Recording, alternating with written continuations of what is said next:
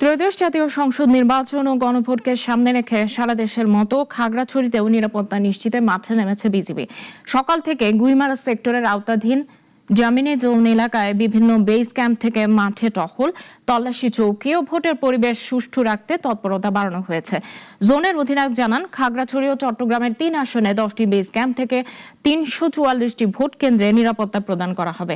সেই লক্ষ্যে 28 platoon BGB মোতায়েন করা হয়েছে।